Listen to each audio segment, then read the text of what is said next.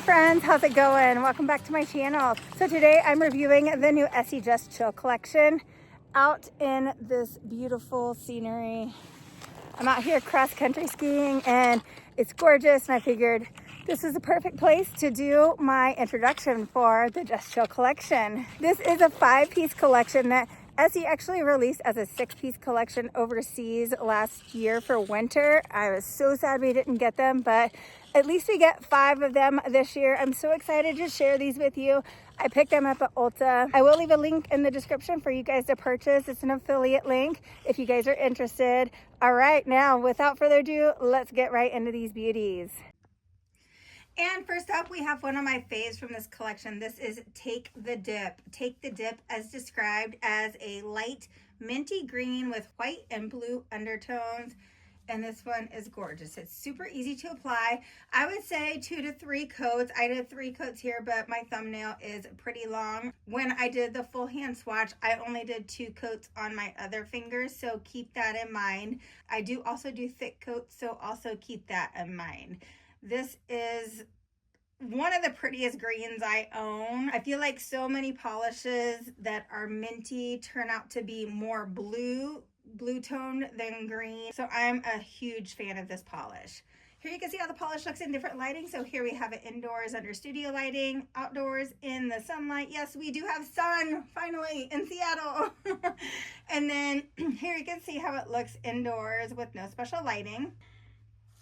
And then getting right into comparisons. Here we have Essie's Mint Candy Apple. This is my more minty version of Mint Candy Apple. The other one is even more blue. So you can see how green Take the Dip truly is. And then Essie Fashion Playground, that's a throwback. And Essie Empowerment, so you can see how those compare. Next up, we have Essie First Kiss Bliss was more blue. Essie Can Do Attitude was a little bit darker. And then Essie It's High Time. I did need one more coat of that polish there.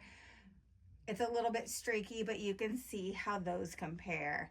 Next up, here we have Orly Happy Camper was more blue. OPI That's Hilarious has a little bit more yellow in it. And then China Glaze Highlight of My Summer. I needed another coat there, but that polish is another one of my favorite greens to wear, especially in the summertime. And next up, we have Just Chill. Just Chill is described as a mauve purple with cool blue undertones. And this polish is another really, really pretty polish. It goes on so easily. It's a super easy 2-coater. And I really love the blue undertones in this one. I love how it just gives that perfect winter vibe with the cool undertones. Here you can see how the polish looks in different lighting. So outdoors in the sunlight, indoors under studio lighting, and then indoors with no special lighting. Moving right into comparisons. Here we have, I thought this was going to be a total dupe, but it's not. Essie In Pursuit of Craftiness has a little bit more gray in it. OPI Skate to the Party was a lot brighter, and then Essie Shades On was a darker shade of purple. Next up, we have Orly Breathables Don't Sweet It was brighter. China Glaze Left My Heart in Havana was a tad bit brighter, and that's another polish that I really, really love. And then Essie Worth the Tassel is more warm toned. And next up, we have Put It On Ice. Put It On Ice is described as a rich cobalt blue with red undertones. This is another one that applies like butter. It's so nice to apply. It's definitely a super easy 2-coater. Beware, it probably stains your nails. It did not stain my nails in the little bit of time that I had it on for swatching, but most likely since it's a blue, you will need to wear a base coat to prevent staining. Here you can see how the polish looks in different lighting. So indoors under studio lighting, outdoors in the sunlight, and then here you can see it indoors with no special lighting. And comparisons. So I pulled out Essie To Me From Me. That was more muted. Essie Feelin' Amped was the closest, but a tad bit darker. And then Essie New Day, New Me from the new Be Them All collection. It doesn't look as bright here compared to Put It On Ice as it is in real life, but this gives you a general idea of how this compares to other blues. And another fave of mine from this collection, this is Cool and Collected. I love shades like this. It's like, is it white? Is it gray? Is it purple? Either way, it's cool toned and it's beautiful. This was a 2-coater from me here. I would say it's gonna be a 2 to 3 coater for you, depending on how thick you apply the coats. It was very easy and so fun to apply this polish. It's gorgeous.